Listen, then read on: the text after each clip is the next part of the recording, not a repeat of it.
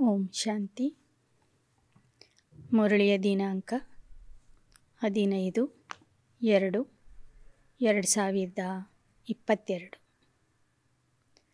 मीठे बच्चे, आत्मा रूपी दीपक में योग रूपी घृत डालो तो आत्मा शक्तिशाली हो जाएगी।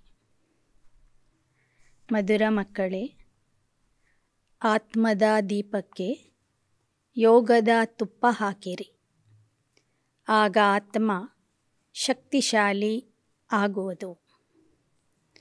प्रश्न: आत्मा रूपी बैटरी में पावर भरने का आधार क्या है? ಆತ್ಮದ ಬ್ಯಾಟರಿಯಲ್ಲಿ ಶಕ್ತಿ ತುಂಬಿಕೊಳ್ಳುವಂತಹ ಆಧಾರ ಏನಾಗಿದೆ? ಆತ್ಮರೂಪಿ ಬ್ಯಾಟರಿಯಲ್ಲಿ ಶಕ್ತಿ ತುಂಬಿಕೊಳ್ಳುವ ಆಧಾರ ಯಾವುದಾಗಿದೆ?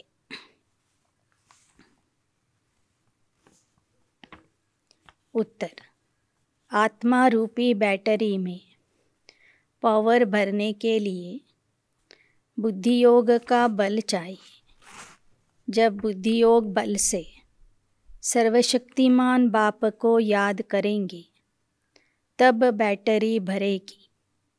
जब तक बैटरी में पावर नहीं तब तक ज्ञान की धारणा भी नहीं हो सकती है। ಆತ್ಮ ಬ್ಯಾಟರಿಗೆ ಶಕ್ತಿ ಬೇಕು ಅಂದರೆ ಬುದ್ಧಿಯೋಗದ ಬಲ ಬೇಕು. ಬ್ಯಾಟರಿಯಲ್ಲಿ ಶಕ್ತಿ ತುಂಬಿಕೊಳ್ಳುವುದಕ್ಕಾಗಿ ಬುದ್ಧಿಯೋಗದ ಶಕ್ತಿ ಬೇಕು. जब बुद्धि योग सर्वशक्तिमान बाप से होगा तब बैटरी में पावर भरेगी। बुद्धि ಯೋಗ ಸರ್ವಶಕ್ತಿವಂತನ ಜೊತೆಗೆ ಜೋಡಿಸಿದರೆ ಆತ್ಮದ ಬ್ಯಾಟರಿ ರೀಚಾರ್ಜ್ ಆಗ್ತದೆ, ಶಕ್ತಿಯಿಂದ ತುಂಬಿಬಿಡ್ತದೆ. जब तक बैटरी में पावर नहीं तब तक ज्ञान की धारणा भी नहीं हो सकती। आत्मा में कंप्लीट रोशनी आने में टाइम लगता है। याद करते करते फुल रोशनी आ जाती है। ಎಲ್ಲಿಯವರೆಗೆ ಆತ್ಮ ಬ್ಯಾಟರಿಯಲ್ಲಿ ಶಕ್ತಿ ಇರೋದಿಲ್ಲ ಅಲ್ಲಿಯ ತನಕ ಧಾರಣೆ ಆಗೋದಿಲ್ಲ. ಆತ್ಮ ಸಂಪೂರ್ಣ ಬೆಳಕಿನಲ್ಲಿ ಬರುವುದಕ್ಕೆ ಸಮಯ ಬೇಕಾಗ್ತದೆ. ನೆನಪು ಮಾಡ್ತಾ ಮಾಡ್ತಾ ಆತ್ಮದ ಶಕ್ತಿ ಜಾಸ್ತಿಯಾಗಿ ಆತ್ಮದಲ್ಲಿ ಬೆಳಕು ಬಂದ್ಬಿಡ್ತದೆ. ಗೀತ್: ರಾತ ಕೆ ರಾಹಿ ಥಕ ಮತ ಜಾನ, ಸುಬಹ ಕಿ ಮಂಜಿಲ್ ದೂರ ನೈ. ರಾತ್ರಿಯ ಪ್ರಯಾಣಿಕರೇ, ಸುಸ್ತಾಗಬೇಡಿ. ಬೆಳಕಿನ ಗುರಿ ಏನಿದೆ ಅದು ದೂರ ಇಲ್ಲ, ಬಹಳ ಹತ್ತಿರದಲ್ಲಿನೇ ಇದೆ. ನೀವು ಗುರಿಯ ಹತ್ತಿರ ತಲುಪಿದ್ದೀರಿ, ಆದ್ದರಿಂದ ಸುಸ್ತಾಗಬೇಡಿ. ओम शांति।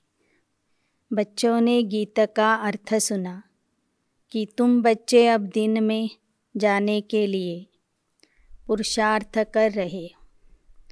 नई दुनिया में रोशनी ही रोशनी, पुरानी दुनिया में अंधियारा ही अंधियारा है। यह है ब्रह्मा की घोर अंधियारी रात। तुम अभी दिन में जा रहे हो. ಮಕ್ಕಳು, ಈ ಹಾಡಿನ ಅರ್ಥವನ್ನು ತಿಳ್ಕೊಂಡಿದ್ದೀರಿ, ಕೇಳಿದ್ದೀರಿ.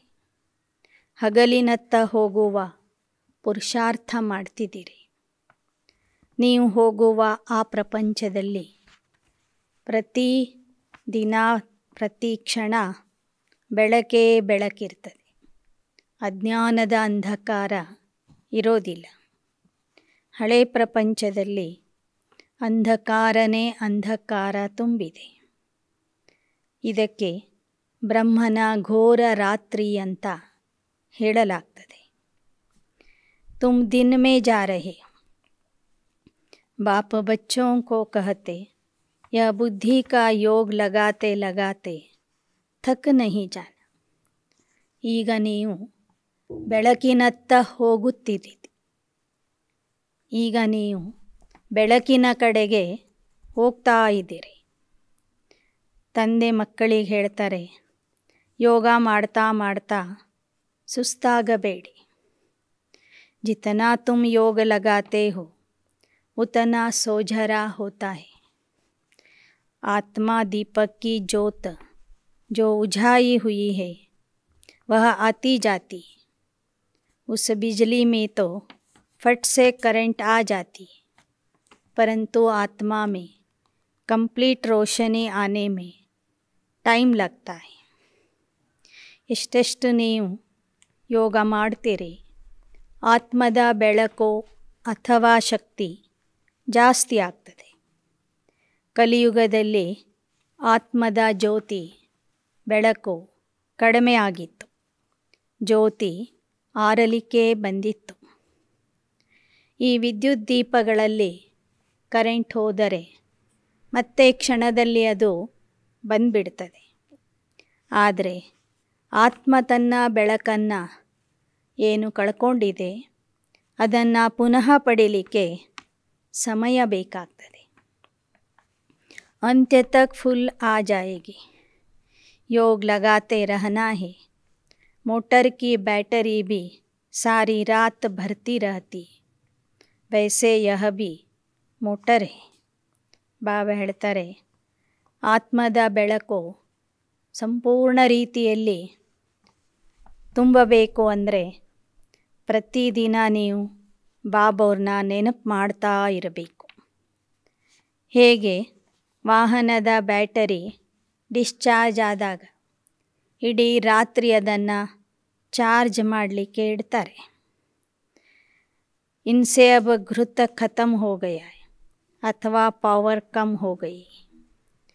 ವಾಹನದ ಪೆಟ್ರೋಲ್ ಖಾಲಿ ಆದಾಗ ಹೇಳ್ತಾರೆ ಇದರಿಂದ ಎಣ್ಣೆ ಕಡಿಮೆ ಆಗಿದೆ, ಆದ್ದರಿಂದ ವಾಹನ ನಡೀತಾ ಇಲ್ಲ, ಶಕ್ತಿ ಕಡಿಮೆ ಆಗಿದೆ. ಮತ್ತೆ ಅದನ್ನು ರೀಚಾರ್ಜ್ ಮಾಡ್ತಾರೆ. ಹಾಗೆ ಬಾಬಾ ಹೇಳ್ತಾರೆ, इस बैटरी में सिवाय बुद्धि योग बल के पावर आ नहीं सकती. सर्वशक्तिमान बाप से ही योग लगाने से सारी बैटरी भरती.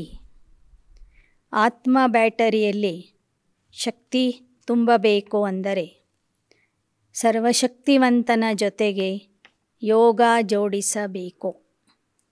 ಬುದ್ಧಿಯೋಗವನ್ನು ಸರ್ವಶಕ್ತಿವಂತನ ಜೊತೆಗೆ ಜೋಡಿಸುವುದರಿಂದ ಆತ್ಮದಲ್ಲಿ ಆ ಶಕ್ತಿ ಬರ್ತಾ ಹೋಗ್ತದೆ.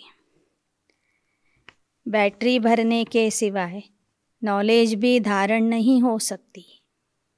घड़ी घड़ी बाप कहते, मुझे याद करो और वर्षा ले लो.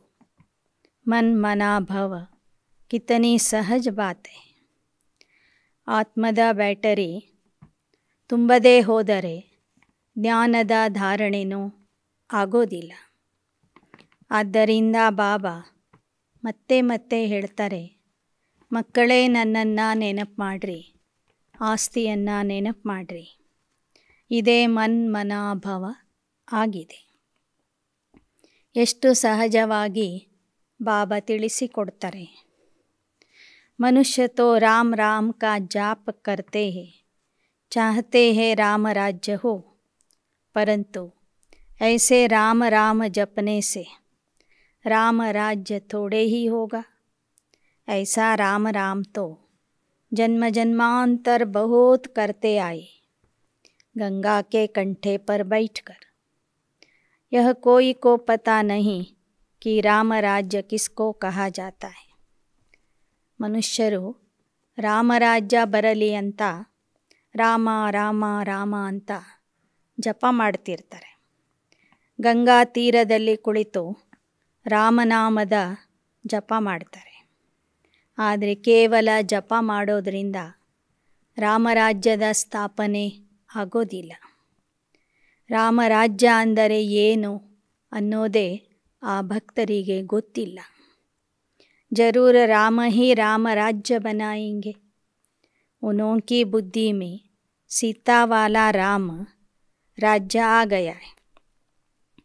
ನಿಜವಾದ ರಾಮರಾಜ್ಯದ ಸ್ಥಾಪನೆ ನಿರಾಕಾರ ರಾಮ ಬಂದು ಮಾಡ್ತಾನೆ. ಆದರೆ ಅವರ ಬುದ್ಧಿಯಲ್ಲಿ ಸೀತೆಯ ಗಂಡ ರಾಮನ ರಾಜ್ಯನೇ ನೆನಪಿಗೆ ಬರ್ತದೆ. अब उस राम राज्य में राम को ही आराम नहीं था. राम राजा की स्त्री चोरी हो गई तो प्रजा का क्या हाल होगा. यहाँ भी राजा उनकी स्त्री कभी थोड़े ही चोरी होती. यह लोग फिर राम सीता के लिए कह देते. यह बड़ी समझने की बातें हैं. ಬಾಬಾ ಹೇಳ್ತಾರೆ, ಅವರು ಬಯಸಿದ ರಾಮರಾಜ್ಯ ಅಂದರೆ ಸೀತೆಯ ಗಂಡ ರಾಮನ ರಾಜ್ಯವನ್ನು ಬಯಸ್ತಾ ಇದ್ದಾರೆ, ಅಂದ್ಕೊಂಡಿದ್ದಾರೆ. ಆದರೆ ಅವರ ರಾಮನ ರಾಜ್ಯದಲ್ಲಿ ರಾಮನ ಹೆಂಡತಿಗೆ ಮತ್ತೊಬ್ಬರು ಎತ್ಕೊಂಡು ಹೋಗಿದ್ರು. ರಾಮ ತನ್ನ ಹೆಂಡತಿಯನ್ನು ಕಳ್ಕೊಂಡಿದ್ದ. ಆ ಥರ ಎಂದಾದರೂ ರಾಜನ ಹೆಂಡತಿಗೆ ಯಾರಾದರೂ ಕತ್ಕೊಂಡು ಹೋಗ್ತಾರೇನೋ. ದ್ವಾಪರ ಕಲಿಯುಗದ ಸಾಮಾನ್ಯ ರಾಜರ ರಾಣಿಯರಿಗೂ ಎಷ್ಟೊಂದು ಸುರಕ್ಷೆ ಇರ್ತದೆ, ರಕ್ಷಣೆ ಇರ್ತದೆ. ಅಂಥ ರಾಮನ ಹೆಂಡತಿಗೆ ಅದು ಹೇಗೆ ರಾವಣ ಹೊತ್ಕೊಂಡು ಹೋಗ್ತಾನೆ? ಇವೆಲ್ಲ ತಿಳ್ಕೊಳ್ಳುವಂತಹ ಮಾತುಗಳಾಗಿವೆ. ವಾಸ್ತವಮೇ ರಾಮ ತೋ परमपिता परमात्मा को कहा जाता है. गाते हैं तुम माता पिता. अब माता पिता कौन सा जिसके लिए यह गाते हैं. ವಾಸ್ತವಿಕವಾಗಿ ರಾಮ ನಿರಾಕಾರ ಪರಮಾತ್ಮನಿಗೆ ಹೇಳಲಾಗ್ತದೆ. ಆ ನಿರಾಕಾರ ರಾಮ ಬಂದು 2 ಯುಗಗಳವರೆಗೆ ಆತ್ಮಕ್ಕೆ ಆರಾಮ್ ಕೊಡ್ತಾನೆ, ನೆಮ್ಮದಿ ಕೊಡ್ತಾನೆ, ಸುಖ ಶಾಂತಿ ಕೊಡ್ತಾನೆ. ಭಕ್ತರು ಹೇಳುವ ರಾಮರಾಜ್ಯದಲ್ಲಿ ಆ ರಾಮನಿಗೆ ಶಾಂತಿ ಸುಖ ನೆಮ್ಮದಿ ಇರಲಿಲ್ಲ. 14 ವರ್ಷ ವನವಾಸ ಮಾಡಿದ, ಉಪವಾಸ ಮಾಡಿದ, ರಾವಣನ ಜೊತೆಗೆ ಯುದ್ಧ ಮಾಡಿದ, ಮತ್ತೆ ಕೊನೆಗೆ ಹೆಂಡತಿಗೆ ಅರಣ್ಯಕ್ಕೆ ಕಳಿಸಿಕೊಟ್ಟ. ಆ ರಾಮನಿಗೆ ಸುಖ ಇರಲಿಲ್ಲಂದರೆ ಆ ಪ್ರಜೆಗಳಿಗೆ ಎಷ್ಟು ಸುಖ ಇದ್ದಿರಬಹುದು. ಅದಕ್ಕೆ ಬಾಬಾ ಹೇಳ್ತಾರೆ, ಆ ರಾಮನ ಕಥೆ ಅದಲ್ಲ. ರಾಮಾಯಣದಲ್ಲಿ ಬರೆದಿದ್ದೇನಿದೆ ನಿರಾಕಾರ ರಾಮನ ಕಥೆ ಅದು. ನಿರಾಕಾರ ರಾಮನ ಪತ್ನಿಯರು, ಸಜ್ಜನಿಯರು, ನಾವೆಲ್ಲ ಆತ್ಮರು. ನಾವೀಗ ರಾವಣನ ಬಂಧನದಲ್ಲಿ ಇದ್ದೇವೆ. ನಮ್ಮನ್ನು ನಿರಾಕಾರ ರಾಮ ಬಂದು ರಾವಣನ ಬಂಧನದಿಂದ ಬಿಡಿಸ್ತಾ ಇದ್ದಾನೆ. गाते हैं तुम माता पिता. अब माता पिता कौन सा जिसके लिए यह गाते हैं. एक है लौकिक माता पिता और दूसरा यह पारलौकिक माता पिता. पूछते हैं हु इज़ क्रिएटर तो झट कहेंगे गॉड फादर. तो सिद्ध है ना, माता पिता है. इस समय ही 2 माता पिता होते. सतयुग में सिर्फ एक ही माता पिता होता है. ಸಂಗಮ ಯುಗದಲ್ಲಿ ನಮಗೆ 2 ಮಾತಾಪಿತಾ ಇದ್ದಾರೆ. ಒಬ್ಬರು ಲೌಕಿಕದ ಮಾತಾಪಿತಾ, ಇನ್ನೊಬ್ಬರು ಪಾರಲೌಕಿಕ ಮಾತಾಪಿತಾ. ಸತ್ಯಯುಗದಲ್ಲಿ ದೈಹಿಕ ಮಾತಾಪಿತಾ ಮಾತ್ರ ಇರ್ತಾರೆ, ಒಬ್ಬರು ಮಾತ್ರ ಇರ್ತಾರೆ. लौकिक माता पिता होते भी यहाँ गाते हैं तुम माता पिता हम बालक थे. ದ್ವಾಪರ ಕಲಿಯುಗದಲ್ಲಿ ಲೌಕಿಕದ ತಂದೆ ತಾಯಿಗಳು ಇದ್ದರೂ ಸಹ ಪರಮಾತ್ಮನನ್ನ ಕುರಿತು ತಂದೆ ನೀನು, ತಾಯಿ ನೀನು, ಮಾತಾ ಪಿತಾ ನೀನು ಅಂತ ಹಾಡ್ತಾ ಬಂದರು. ನಿನ್ನ ಕೃಪೆಯಿಂದ ಅಪಾರ ಸುಖ ಸಿಗ್ತದೆ ಅಂತನೂ ಹಾಡಿದರು. बाप द्वारा सुख घनेरे मिल जाते, फिर एक माता पिता हो जाता है. ಸಂಗಮ ಯುಗದಲ್ಲಿ ಪಾರಲೌಕಿಕ ಮಾತಾಪಿತರಿಂದ ಅಪಾರವಾದ ಸುಖ ನಮಗೆ ಪ್ರಾಪ್ತಿಯಾಗ್ತದೆ. ನಂತರ ನಾವು ಸತ್ಯಯುಗಕ್ಕೆ ಹೋಗ್ತೀವಿ. ಅಲ್ಲಿ ಪಾರಲೌಕಿಕ ಮಾತಾಪಿತಾ ಇರೋದಿಲ್ಲ, ಕೇವಲ ದೈಹಿಕ ಮಾತಾಪಿತಾ ಮಾತ್ರ ಇರ್ತಾರೆ. फिर ऐसे बाप को बच्चे याद करना भूल जाते हैं, जिन द्वारा सत्य युग की प्रारब्ध में सुख घनेरे मिलते. ಪಾರಲೌಕಿಕ ಮಾತಾಪಿತರಿಂದ ಸತ್ಯಯುಗದ ಅಪಾರ ಸುಖ ನಮಗೆ ಸಿಗ್ತಾ ಇದೆ. ಅಂತಹ ತಂದೆಗೆ ಮಕ್ಕಳು ಮರೀತಾರೆ. तुम बच्चों को सबको बाप का परिचय देना है कि बाबा आया है. हमेशा शिव बाबा और ब्रह्मा बाबा कहते. प्रजापिता का तो नाम बाला है. शिव बाबा, ब्रह्मा बाबा, लौकिक बाबा, वह पारलौकिक परम पिता, वह फिर माता पिता कैसे बनते हैं? यह बड़ी गुह्य बातें. ಇಲ್ಲಿ ಶಿವ ಬಾಬಾ, ಬ್ರಹ್ಮ ಬಾಬಾ ತಂದೆ ತಾಯಿಯಾಗಿ ಮಕ್ಕಳನ್ನು ರಚನೆ ಮಾಡ್ತಾರೆ, ಪಾಲನೆ ಮಾಡ್ತಾರೆ. ಲೌಕಿಕದಲ್ಲಿ ಲೌಕಿಕದ ತಂದೆ ತಾಯಿ ಇರ್ತಾರೆ. ಇಲ್ಲಿ ಪಾರಲೌಕಿಕ ಪರಮಪಿತ ಒಬ್ಬನೇ ತಾಯಿನೂ ಆಗಿ ತಂದೆನೂ ಆಗಿ ಹೇಗೆ ಬ್ರಹ್ಮನ ಮೂಲಕ ಪಾತ್ರ ಮಾಡ್ತಾನೆ ಅನ್ನೋ ವಿಷಯ ಬಹಳ ಗಹನವಾದಂತಹ ವಿಷಯ ಆಗಿದೆ. ನಿರಾಕಾರಿ ಸಂಬಂಧದಿಂದ ಆ ಪರಮಾತ್ಮನೇ ನಮಗೆ ತಾಯಿ, ಆ ಪರಮಾತ್ಮನೇ ನಮಗೆ ತಂದೆ.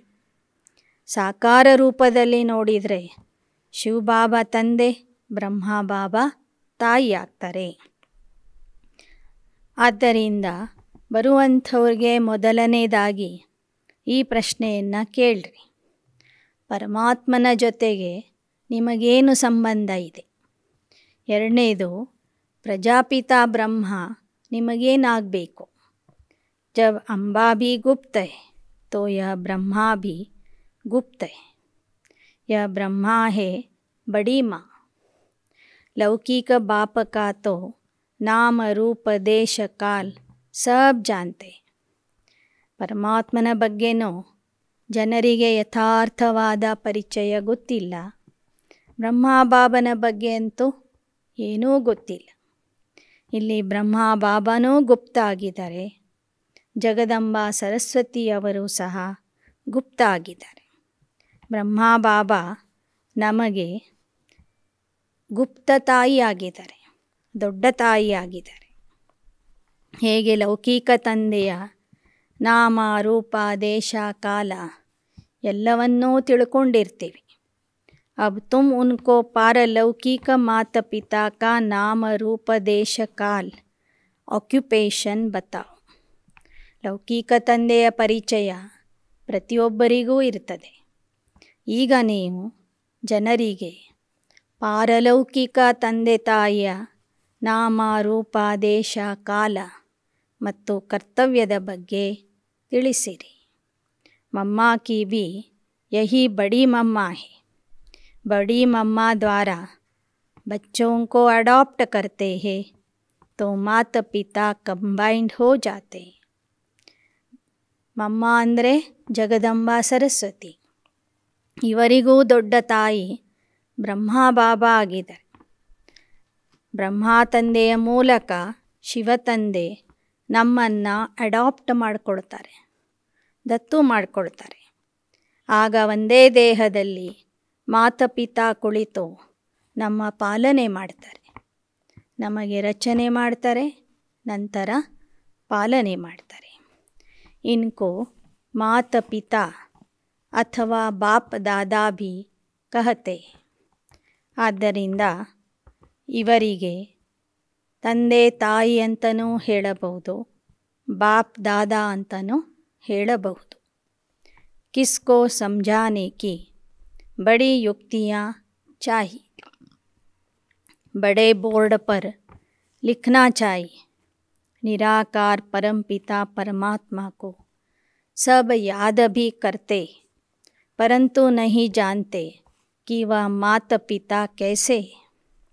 इतनी भी मनुष्यों की बुद्धि नहीं चलती, क्योंकि बातें हैं बहुत विचित्र, जो बाप ही आकर सुनाते। ಬಾಬಾ ಹೇಳ್ತಾರೆ, ಒಬ್ಬರಿಗೆ ನೀವು ತಿಳಿಸಬೇಕಂದ್ರೆ ಯುಕ್ತಿಯಿಂದ ಜ್ಞಾನ ತಿಳಿಸಬೇಕಾಗ್ತದೆ.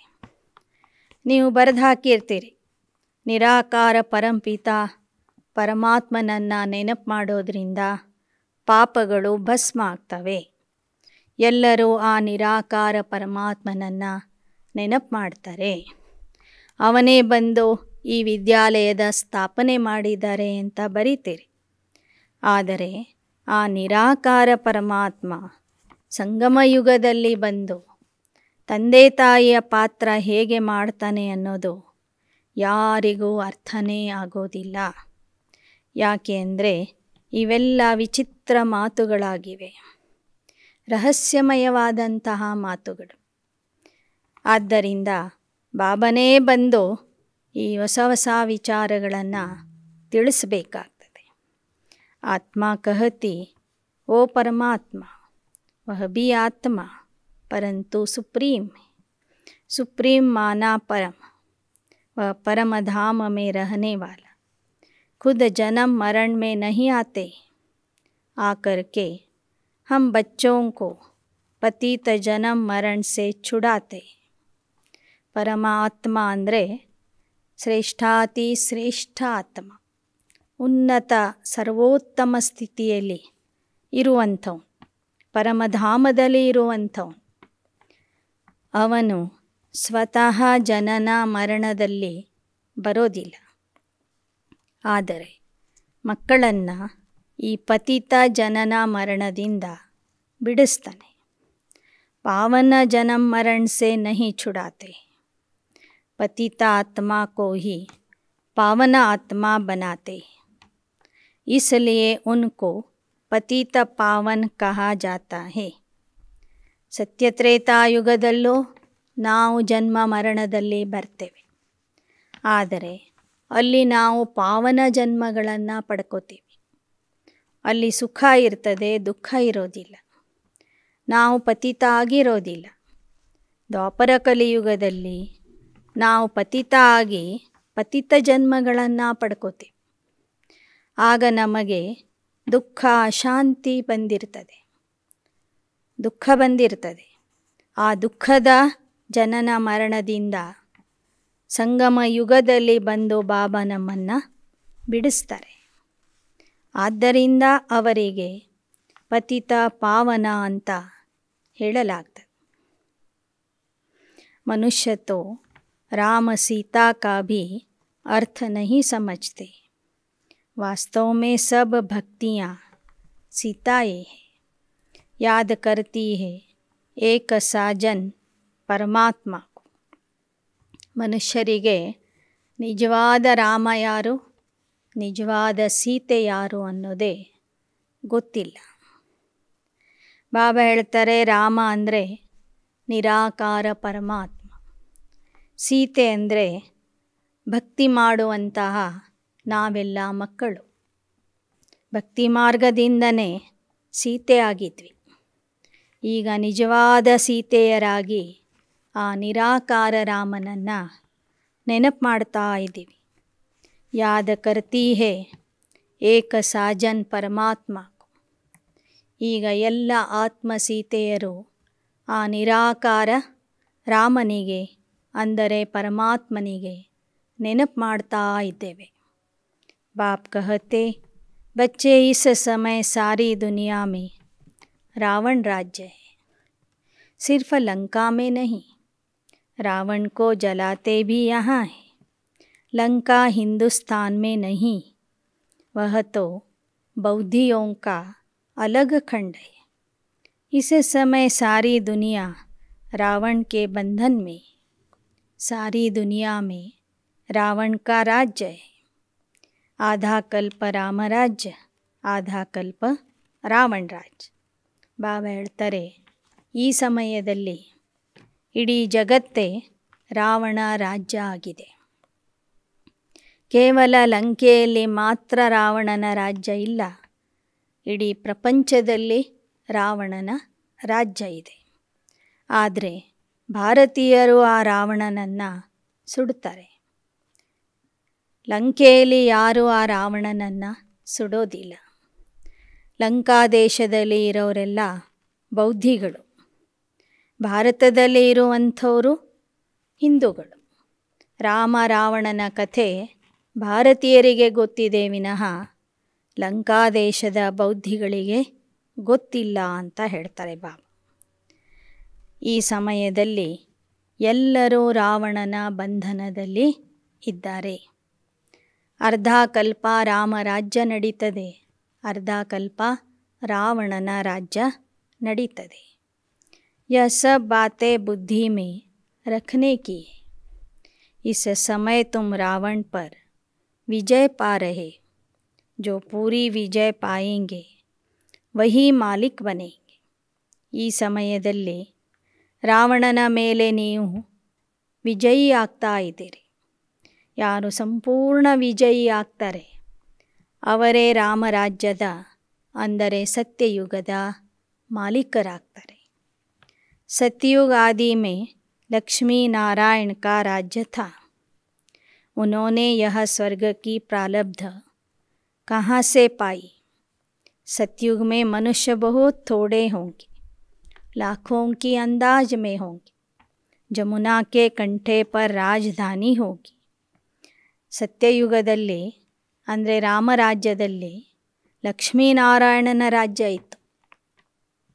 ಲಕ್ಷ್ಮೀನಾರಾಯಣರ ರಾಜ್ಯಕ್ಕೂ ಸಹ ರಾಮರಾಜ್ಯ ಅಂತಲೇ ಹೇಳ್ತಾರೆ.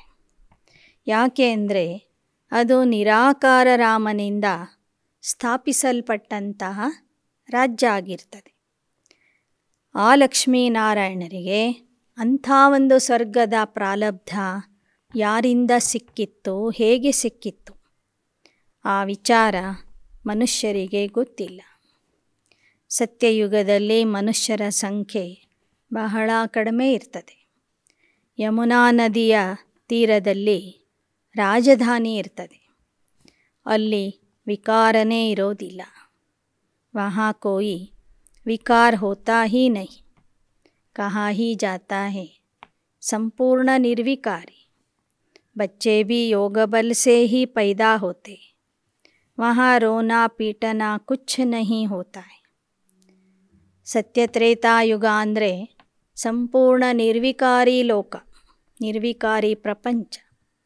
ಮಕ್ಕಳು ಸಹ ಯೋಗ ಬಲದಿಂದ ಹುಟ್ಟುತ್ತಾರೆ. ಅಲ್ಲಿ ಹೊಡೆಯೋದು, ಅಳೋದು, ಹಿಂಸೆ ಮಾಡೋದು ಏನೂ ಇರೋದಿಲ್ಲ. परंतु पहले यह बातें नहीं निकालनी. पहली बात ही यह उठाओ कि निराकार परमात्मा और हम आत्माएं भी परलोक से आते, तो तुम्हारा पारलौकिक परमात्मा से क्या संबंध है? ಬಾಬಾ ಸತ್ಯುಗದ ಬಗ್ಗೆ ಎಲ್ಲ ಹೇಳಿದರು. ಆದರೆ ಕೊನೆಗೇನು ಹೇಳ್ತಾ ಇದ್ದಾರೆ? ಬಾಬಾ ಹೇಳ್ತಾರೆ, ಹೊಸದಾಗಿ ಬರೋರಿಗೆ ಮೊದಲೇ ಈ ವಿಚಾರ ಹೇಳಬೇಡಿ. ಸತ್ಯಯುಗದಲ್ಲಿ ನಿರ್ವಿಕಾರಿ ಪ್ರಪಂಚ ಇರ್ತದೆ. ಮಕ್ಕಳು ಪವಿತ್ರತೆಯ ಬಲದಿಂದ, ಯೋಗ ಬಲದಿಂದ ಹುಟ್ಟುತ್ತಾರೆ. ಈ ವಿಚಾರಗಳನ್ನು ಹೊಸಬರಿಗೆ ಹೇಳಬೇಡಿ. ಮೊದಲು ಅವರಿಗೆ ನಿರಾಕಾರ ಪರಮಾತ್ಮನ ಪರಿಚಯ ಕೊಡಿ. ನಮ್ಮ ಮನೆ ಹಾಗೂ ತಂದೆಯ ಮನೆ ಆಗಿರುವಂತಹ ಪರಲೋಕದ ಬಗ್ಗೆ ತಿಳಿಸ್ರಿ. ನಾವು ಪರಲೋಕದಿಂದ ಬಂದಿದ್ದೇವೆ. ನಮ್ಮ ತಂದೆ ಪರಮಾತ್ಮನು ಪರಲೋಕದಿಂದ ಬರ್ತಾನೆ. ಅವನಿಗೂ ಆತ್ಮರಿಗೂ ಏನು ಸಂಬಂಧ ಅಂತ ಕೇಳ್ರಿ. ನಂಬರ್ 1 ಬಾತ್ ಯಹ ಹೈ, ಪಹಲೆ ಯಹ ಬಾಪ ಕಾ ಸಂಬಂಧ ನಿಕಾಲೋ, ತೋ ಮಾ ಕಾ ಔರ್ ವರ್ಷೆ ಕಾ ಸಂಬಂಧ ನಿಕ್ಲೇಗ. ಬರುವಂಥ ಜನರಿಗೆ ಮೊದಲು ಪರಮಾತ್ಮನ ಜೊತೆಗೆ ಇರುವ ಸಂಬಂಧ ಯಾವುದು ಅಂತ ತಿಳಿಸ್ರಿ. ತಂದೆಯ ಸಂಬಂಧ ಗೊತ್ತಾದ ಮೇಲೆ ತಾಯಿಯ ಸಂಬಂಧ ಮತ್ತು ಆಸ್ತಿಯ ಸಂಬಂಧದ ಬಗ್ಗೆನೂ ಅವರಿಗೆ ಅರ್ಥ ಆಗ್ತದೆ. ಆ ತಂದೆಗೆ ಮರ್ತಿರುವ ಕಾರಣ ಜನ ಎಲ್ಲವನ್ನೂ ಮರ್ತು ಬಿಟ್ಟಿದ್ದಾರೆ. रावण ने पहले अल्फ से ही भुलाया, फिर अल्फ की मदद से हम रावण पर जीत पाते. ರಾವಣ ಮೊದಲು ಆ ಪರಮಾತ್ಮನನ್ನೇ ಮರೆಸಿಬಿಟ್ಟಿದ್ದಾನೆ. ನಮ್ಮ ಬುದ್ಧಿಯಿಂದ ಪರಮಾತ್ಮನ ನೆನಪೇ ತೆಗೆದುಹಾಕಿದ್ದಾನೆ. ಈಗ ಮತ್ತೆ ನಾವು ಆ ಪರಮಾತ್ಮನ ಸಹಾಯದಿಂದ ರಾವಣನ ಮೇಲೆ ವಿಜಯಿ ಆಗ್ತಾ ಇದ್ದೇವೆ. समझाने की पॉइंट्स तो बहुत है. प्रदर्शनी में मुख्य बात अल्फ की समझानी. अल्फ के बाद बे आता है.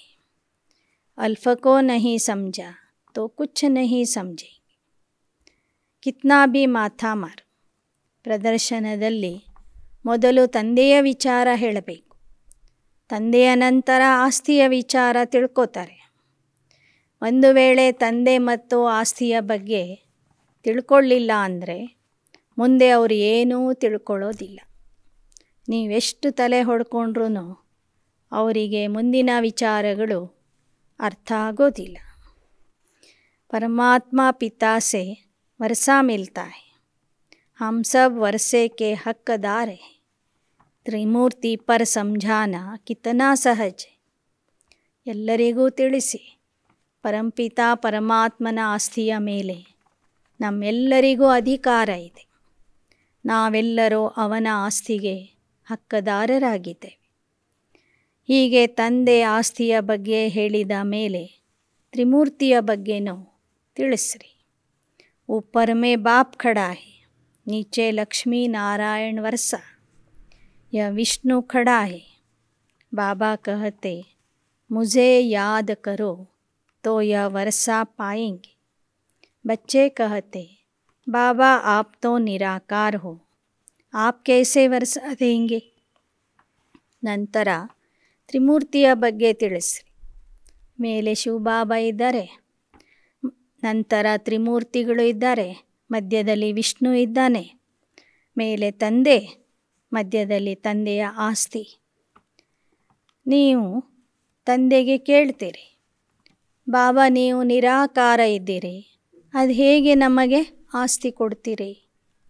तो बाप कहते मैं इन ब्रह्मा द्वारा देता, जो आए उनको इस बात पर ही समझाओ. ಬಾಬಾ ಹೇಳ್ತಾರೆ, ವಿಷ್ಣು ಆಗುವ ಆಸ್ತಿಯನ್ನು ನಾನು ಬ್ರಹ್ಮನ ಮೂಲಕ ಕೊಡ್ತೀನಿ. ಭಲೆ ನಾನು ನಿರಾಕಾರ ಇದ್ದೀನಿ, ಆದರೆ ಈ ಸಾಕಾರ ಬ್ರಹ್ಮರವರ ಮೂಲಕ ನಿಮಗೆ ಆಸ್ತಿ ಕೊಡ್ತೀನಿ. ಈ ವಿಚಾರನು ಜನರಿಗೆ ತಿಳಿಸ್ರಿ. मूल बात है त्रिमूर्ति की. त्रिमूर्ति ब्रह्मा का तो कोई अर्थ ही नहीं. यह निराकार शिव बाबा, उनको ही ज्ञान का सागर कहा जाता है. फिर यह वर्षा है. अब बाप तो है निराकार. त्रिमूर्ति ब्रह्ಮ ಅನ್ನೋದಕ್ಕೆ ಯಾವ ಅರ್ಥನೂ ಬರೋದಿಲ್ಲ. ತ್ರಿಮೂರ್ತಿ ಶಿವ ಅಂದರೆ ಅಲ್ಲಿ ಸರಿಯಾದ ಅರ್ಥ ಹೇಳಬಹುದು. ಆ ತ್ರಿಮೂರ್ತಿ ಶಿವನೇ ಜ್ಞಾನ ಸಾಗರ ಆಗಿದ್ದಾನೆ, ನಿರಾಕಾರ ಆಗಿದ್ದಾನೆ. फिर इन लक्ष्मी नारायण को वर्षा कैसे मिला. ब्रह्मा से आया. तुम यहाँ अपने को विष्णु कुमार नहीं कहलाते, तुम तो हो बीके. ಆ ನಿರಾಕಾರ ತಂದೆ ಬ್ರಹ್ಮರವರ ಮೂಲಕ ಲಕ್ಷ್ಮೀನಾರಾಯಣ ಆಗುವಂಥ ಆಸ್ತಿ ನಮಗೆ ಕೊಡ್ತಾರೆ. ನಾವು ಸಂಗಮ ಯುಗದಲ್ಲಿ ವಿಷ್ಣು ಕುಮಾರ ಕುಮಾರಿ ಆಗಿಲ್ಲ. ನಾವು ಬ್ರಹ್ಮಕುಮಾರ್ ಬ್ರಹ್ಮಕುಮಾರಿಯರು ಆಗಿದ್ದೇವೆ. ब्रह्मापुरी मनुष्यों की ही कही जाती, जहाँ खास ब्राह्मण रचते. सिंध में भी ब्रह्मापुरी थी. यह किसने समझाया. ಬ್ರಹ್ಮಾಪುರಿ ಸೂಕ್ಷ್ಮವತನದಲ್ಲಿ ಇರೋದಿಲ್ಲ, ಸ್ಥೂಲವತನದಲ್ಲಿ ಇರ್ತದೆ. ಸಂಗಮ ಯುಗನೇ ಬ್ರಹ್ಮಾಪುರಿ ಆಗಿದೆ. ಇಲ್ಲಿ ವಿಶೇಷವಾಗಿ ಪರಮಾತ್ಮ ಬ್ರಾಹ್ಮಣರನ್ನು ರಚನೆ ಮಾಡ್ತಾರೆ. ಹೀಗೆ ಕೆಲವು ಊರುಗಳಲ್ಲಿ ಬ್ರಾಹ್ಮಣರ ಕೆರೆ ಬ್ರಹ್ಮಾಪುರಿ ಅಂತ ಇರ್ತದೆ. ಸಿಂಧ ಪ್ರಾಂತದಲ್ಲೂ ಸಹ ಬ್ರಾಹ್ಮಣರೇ ವಸತಿ ಮಾಡುವಂಥ ಒಂದು ಜಾಗ ಇತ್ತು. ಅದಕ್ಕೆ ಬ್ರಹ್ಮಾಪುರಿ ಅಂತ ಹೇಳ್ತಿದ್ರು. ಯಹ ಬಾಪ್ನೆ ಸಮझाया कि ಹಮೇಶಾ ಬಾಪ್ ದಾದಾ ಕಂಬೈನ್ ಕಹನಾ ಹೈ. ಇನ್ನು ಬಾಬಾ ಏನು ಹೇಳ್ತಿದ್ದಾರೆ? ಬ್ರಹ್ಮ ಬಾಬಾ ಶಿವ ಬಾಬಾ ಇಬ್ಬರನ್ನೂ ಸೇರಿಸಿ ನಾವು ಬಾಪ್ ದಾದಾ ಅಂತ ಹೇಳಬೇಕು. ಕಭಿ ಬಾಬಾ ಕಭಿ ದಾದಾ ಬೋಲೆಂಗೆ. दोनों आत्माओं का ಮುಖ ತೋ ಏಕ ಹಿ ಹೇನ. ಒಂದೇ ದೇಹದಲ್ಲಿ ತಂದೆ ಹಾಗೂ ಅಣ್ಣ ಇರೋದರಿಂದ ಒಮ್ಮೆ ಅಣ್ಣ ಮಾತಾಡ್ತಾನೆ, ಒಮ್ಮೆ ತಂದೆ ಮಾತಾಡ್ತಾರೆ. ಒಂದೇ ಬಾಯಿ ಇರೋದರಿಂದ ಇಬ್ಬರು ಒಂದೇ ಮುಖದಿಂದ ಒಂದೇ ಬಾಯಿಯಿಂದ ಮಾತಾಡ್ತಾರೆ. ಜಬ್ ಜಿಸ್ಕೋ ಜೋ ಚಾಹೆ ವಹ ಯೂಸ್ ಕರೆ. ಯಾರಿಗೆ ಯಾವಾಗ ಆ ಮುಖವನ್ನು ಉಪಯೋಗಿಸಬೇಕು ಅಂತ ಅನ್ನಿಸ್ತದೆ ಆಗ ಅವರು ಆ ಮುಖವನ್ನು ಉಪಯೋಗಿಸ್ತಾರೆ.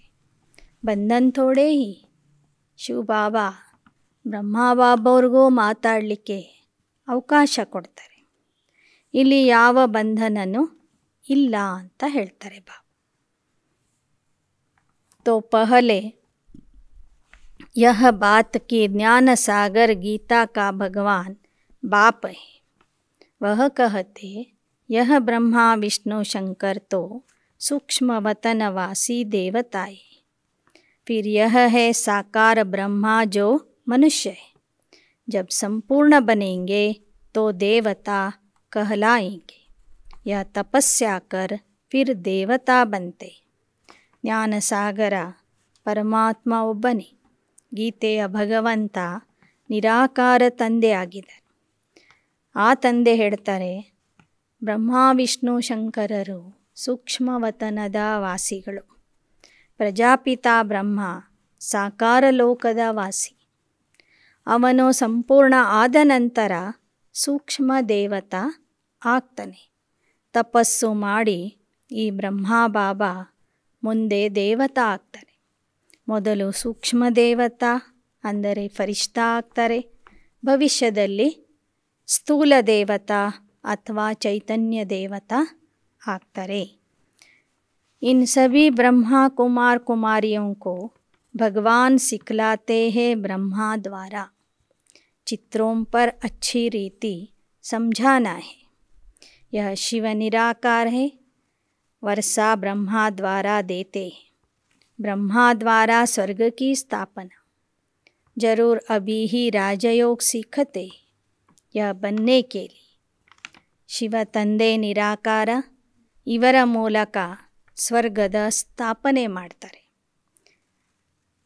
ಆ ಸ್ಥಾಪನೆಯಲ್ಲಿ ನಾವೆಲ್ಲ ಮಕ್ಕಳು ಸಹಯೋಗಿಗಳಾಗಿದೆ. ಅವಶ್ಯವಾಗಿ ಅವನಿಂದಲೇ ಜ್ಞಾನ ಕೇಳ್ತಾ ಇದ್ದೇವೆ, ರಾಜಯೋಗ ಕಲಿತಾ ಇದ್ದೇವೆ. ಈ ರಾಜಯೋಗ ಕಲಿತಿರೋದು ನಾಳೆ ಭವಿಷ್ಯದ ದೇವತೆಗಳಾಗಲಿಕ್ಕಾಗಿ. ಯಹ ಶಿವಪುರಿ ಯಹ ವಿಷ್ಣುಪುರಿ.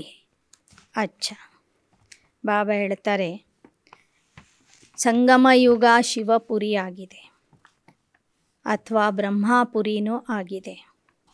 ಸತ್ಯಯುಗ ವಿಷ್ಣುಪುರಿ ಆಗಿದೆ. ಅಚ್ಚ मीठे मीठे सिकिलदे बच्चों प्रति माता पिता बाप दादा का याद प्यार और गुड मॉर्निंग.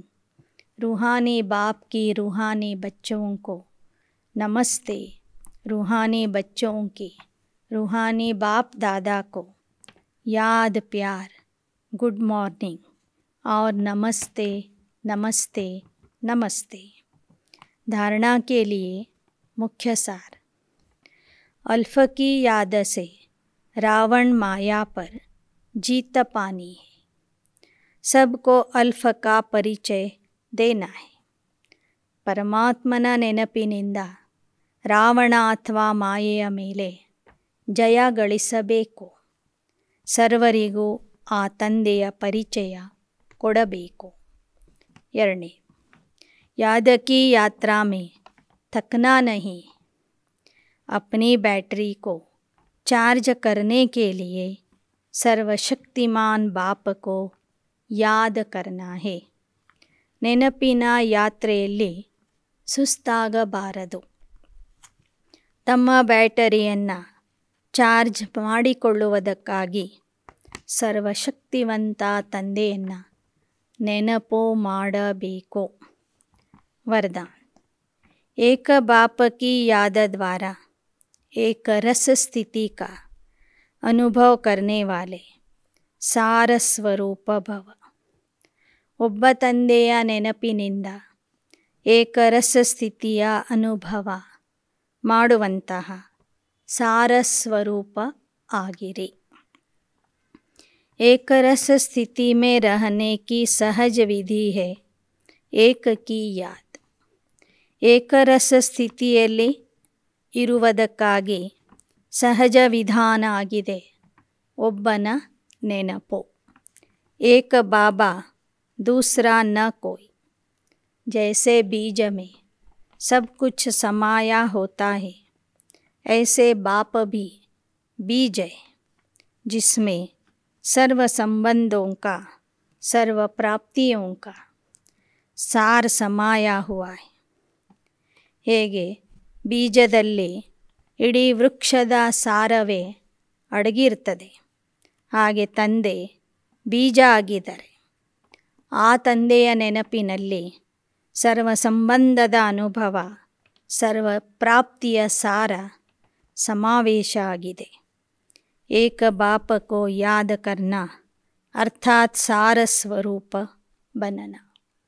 ಒಬ್ಬ ತಂದೆಯನ್ನು ನೆನಪು ಮಾಡುವುದು ಅಂದರೆ ಸಾರ ಸ್ವರೂಪ ಆಗುವುದು. तो एक बाप दूसरा न कोई, यह एक की याद एक रस ಸ್ಥಿತಿ बनाती. ಒಬ್ಬ ತಂದೆಯ ವಿನಃ ನನಗೆ ಬೇರೆ ಯಾರೂ ಇಲ್ಲ ಎಂಬ ನಿಶ್ಚಯದಿಂದ ಒಬ್ಬನನ್ನೇ ನೆನಪು ಮಾಡ್ತಾ ಇದ್ದರೆ ಅದು ಏಕರಸ ಸ್ಥಿತಿ ಆಗಿಬಿಡ್ತದೆ. ಅದರಿಂದ ನಮ್ಮಲ್ಲಿ ಏಕರಸ ಸ್ಥಿತಿ ಬಂದ್ಬಿಡ್ತದೆ. जो एक सुखदाता बाप की याद में रहते हैं, उनके पास दुख की लहर कभी आ नहीं सकती. ಯಾರು ಒಬ್ಬ ತಂದೆಯ ನೆನಪಿನಲ್ಲಿ ಸದಾ ಇರ್ತಾರೆ, ಅವರ ಹತ್ತಿರ ದುಃಖದ ಅಲೆಗಳು ಬರೋದಿಲ್ಲ. उन्हें स्वप्न भी सुख के, खुशी के, सेवा के और मिलन मनाने के आते. ಅವರಿಗೆ ಸ್ವಪ್ನಗಳು ಸಹ ಸುಖದ ಸ್ವಪ್ನಗಳು, ಖುಷಿಯ ಸ್ವಪ್ನಗಳು, ಸೇವೆ ಮತ್ತು ತಂದೆಯ ಮಿಲನದ ಸ್ವಪ್ನಗಳು ಬರ್ತವೆ.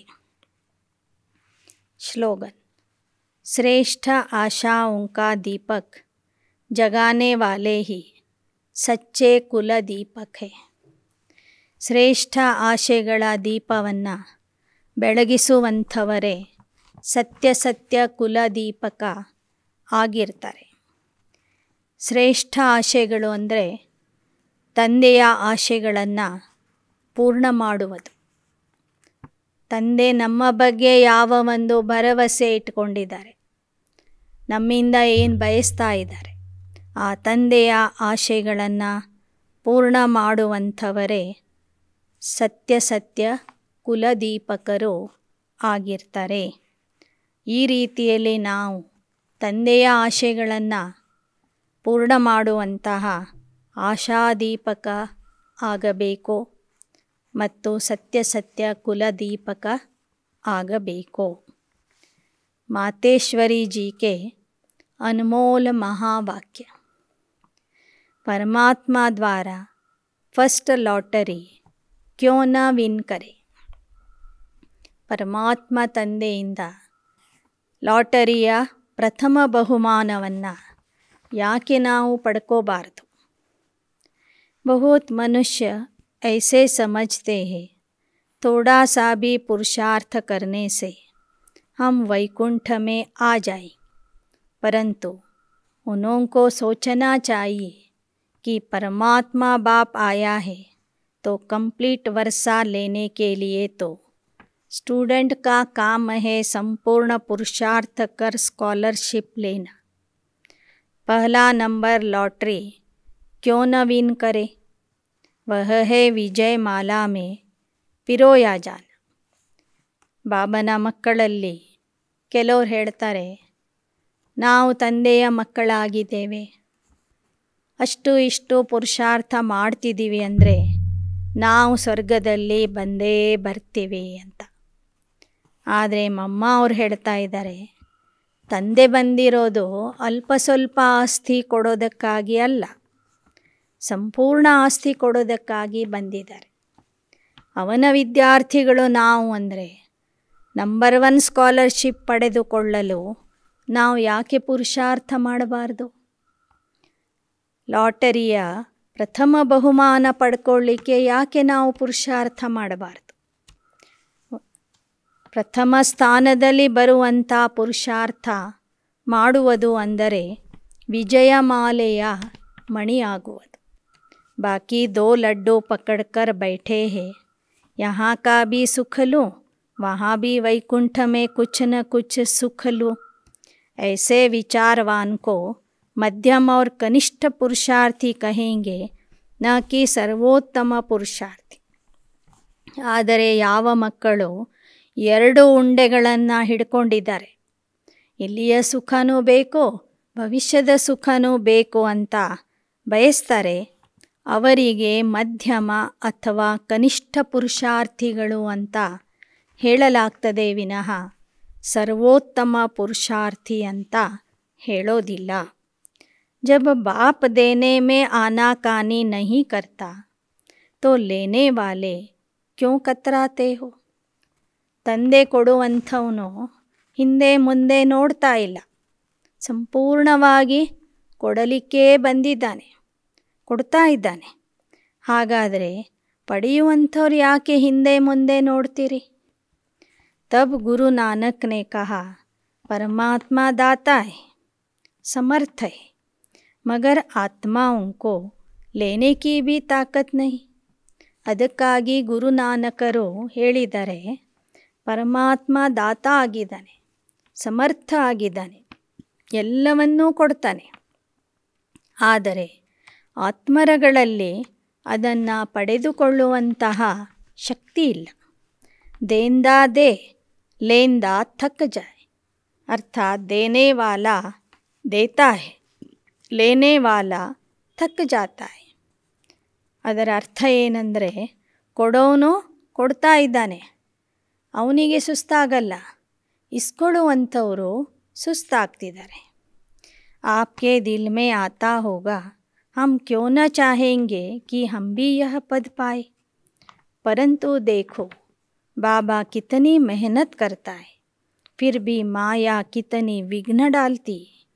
क्यों? अब माया का राज्य समाप्त होने वाला है.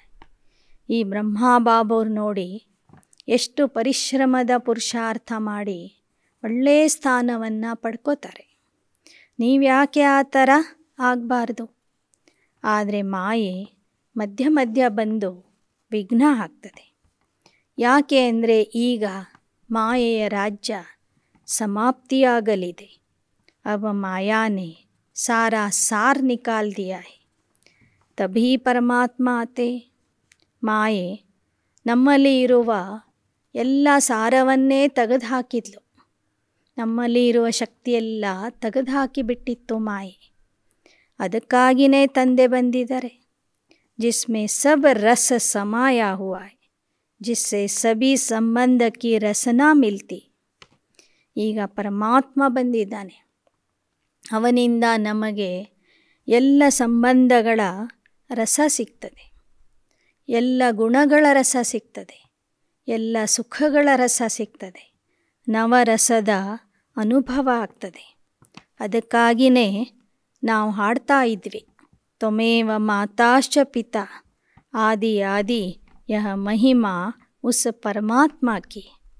ಆದ್ದರಿಂದ ಭಕ್ತಿಯಲ್ಲಿ ನಾವು ಹಾಡ್ತಿದ್ವಿ, ತುಮ ಮಾತ ಪಿತಾ ಹಮ ಬಾಲಕ ತೇರೆ, ತುಮ್ಹಾರಿ ಕೃಪಾಸೆ ಸುಖ ಘನೇರೆ. ತಂದೆ ತಾಯಿ ನೀನು, ನಾವೆಲ್ಲರೂ ನಿನ್ನ ಬಾಲಕರು, ನಿನ್ನ ಕೃಪೆಯಿಂದ ನಮಗೆ ಅಪಾರ ಸುಖ ಸಿಗ್ತದೆ. ಅಂಥ ಅಪಾರ ಸುಖ ಕೊಡೋದಕ್ಕಾಗಿ ಬಾ ಅಂತ करीता इद्वे। तो बलिहारी इस समय की है जो ऐसा संबंध हुआ है। अच्छा, ಓಂ ಶಾಂತಿ. ಈಗ ಆ ತಂದೆ ಅಪಾರವಾದ ಸುಖವನ್ನು ಕೊಡೋದಕ್ಕಾಗಿ ಬಂದಿದ್ದಾರೆ. ನಾವೆಲ್ಲರೂ ಅವನಿಗೆ ಬಲಿಯಾಗಬೇಕು.